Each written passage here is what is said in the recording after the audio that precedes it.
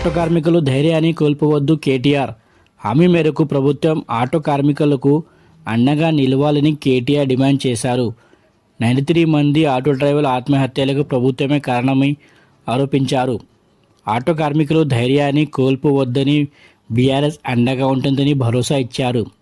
Auto డ్రైవర్లకు న్యాయం జరిగే వరకు పోరాడుతామన్నారు. అటు శాసనసభ బీఆర్ఎస్ వాదా తీర్మానం ప్రతిపాదించింది. ఆ పార్టీ ఎమ్మెల్యేలంతా ఖాకీ దుస్తులు ధరించి ఆటోలో శాసనసభకు చేరుకున్నారు.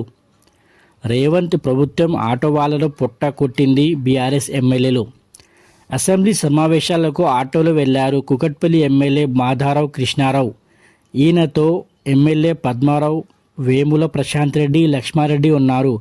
ఈ సందర్భంగా వారు మాట్లాడుతూ రేవంత్ రెడ్డి ప్రభుత్వం ఫ్రీ బస్సును తీసుకొని రావడం ద్వారా ఆటో డ్రైవర్లు పొట్టు కొట్టినట్టు అయింది. వారిని ఆదుకుంటామని చెప్పి ఇప్పటి వరకు వారి వైపు కన్నెత్తి కూడా చూడలేదని విమర్శించారు. బీఆర్ఎస్ ఎమ్మెల్యేలు ఖాకీ దుస్తులు ధరించి ఆటోలో అసెంబ్లీకి బయలుదేరారు. ఆటో డ్రైవర్లు సమస్యలు తీర్చాలని డిమాండ్ చేశారు. నిరసన తెలిపారు. కాంగ్రెస్ ప్రభుత్వం ఏడాది పాలనలో